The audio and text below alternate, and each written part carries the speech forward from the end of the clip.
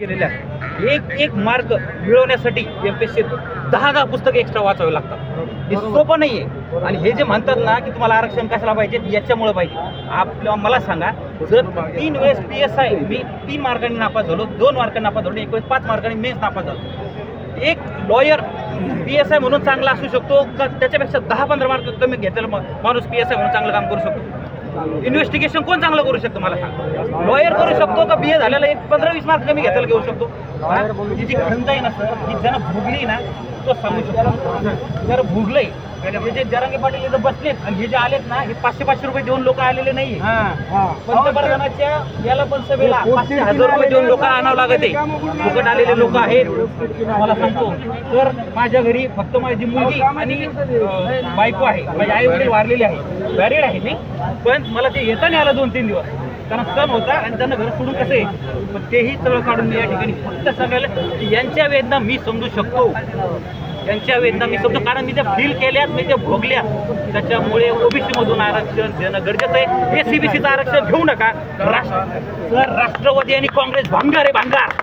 2015चा GR मध्ये मी pass झालो होतो STI, त्या 16% आरक्षणामध्ये मेन्सची एक्झाम दिली मी, त्या 14% 16% मधून। पण ज्या वेळेस मेन रिझल्ट लागायची वेळ आली त्यावेळेस हायकोर्टाने ते रद्दबादल केलं आणि हे सगळे ओपन मध्ये टाकले गेले। 3 मार्कांनी STI गेली, म्हणजे आज STO असतो मी।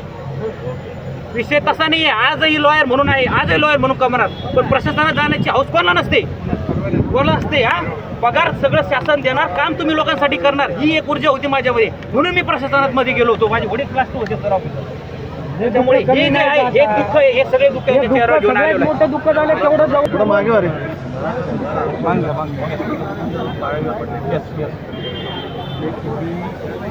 आरक्षण दिलं चालायचं काय?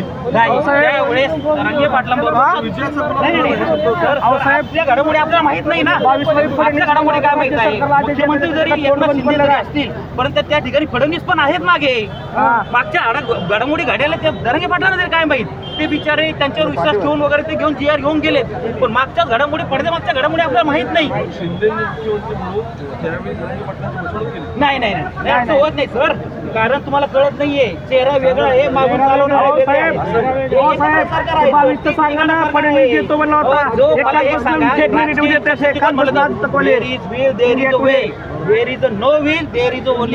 रिपोर्ट कोणाचं वाक्य आहे? फडणवीसांचं वाक्य आहे, नीट सरकार आहे।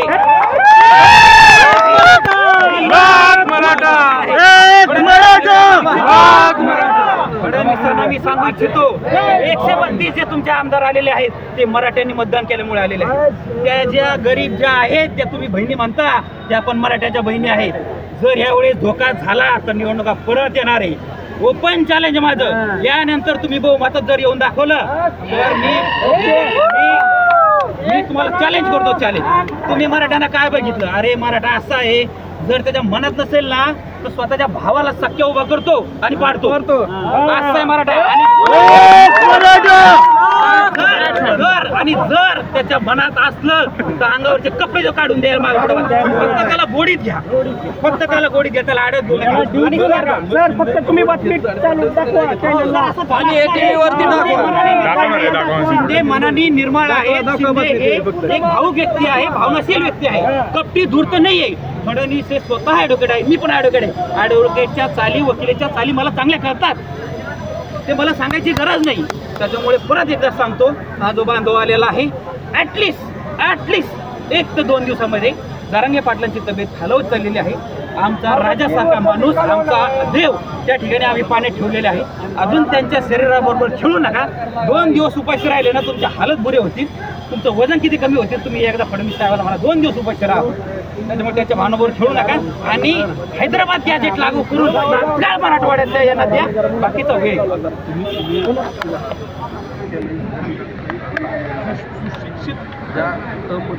आम्ही गड पण येणार आणि सिंह पण येणार।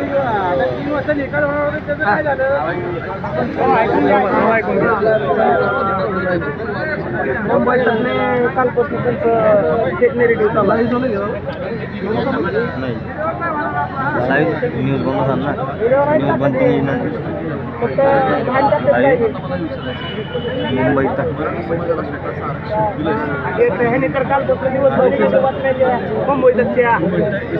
इश्यू झालेला आहे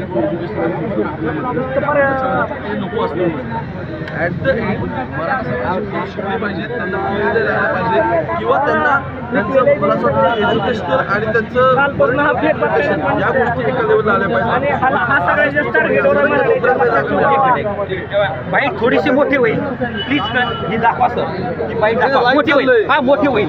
कारण मी तुम्हाला सांगतो यांचं जे म्हणणं आहे त्याच्यात मी तुम्हाला सांगतो, जर एसीबी सुद्धा आरक्षण भेटलं तर हे फक्त राज्यापुरतं आहे. बरोबर बरोबर सर. मला सांगा UPSC इकडे इकडे Kadam Kadam please please please Kadam माझा बांधव हा मराठा माझा शिरसाट दोन सर मी बोलतोय दोन ते 3 मेन्स दिले या माणसाने UPSCच्या. फक्त ओबीसीचं सर्टिफिकेट नसल्यामुळे हा पुढच्या मेन्स देऊ शकला नाही. एज बार जर याला ओबीसी सर्टिफिकेट 2023ला मिळतंय लातूर मधून तर हा UPSC पास होणारा कॅन्डिडेट आहे. हा तेवढा पण सांगतो मी तुम्हाला. आणि 600वा रँक जर UPSCला असेल ना ओबीसी मधला तर त्याला IPS भेटतं, आणि जर ओपन मधला 600वा रँक असेल ना तर त्याला कोणती पोस्ट भेटते हे आपल्याला माहित पण. हा फरक आहे ओबीसीतला आणि हा ओपन मधला.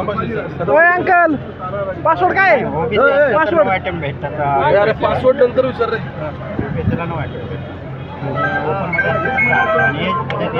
30 वर्ष का 32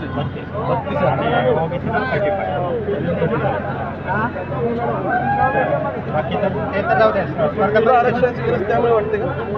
त्याच्यामुळं पण नाही, पण स्पर्धा परीक्षेत जाऊ द्या. पण 10वी 12वी नंतर इंजिनिअरिंगला खूप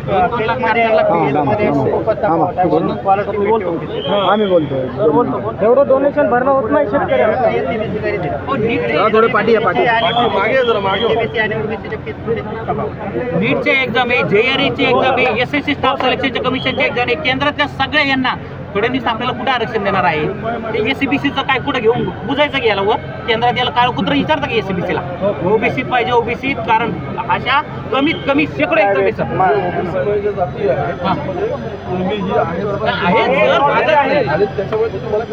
मग कुणी पाहिजे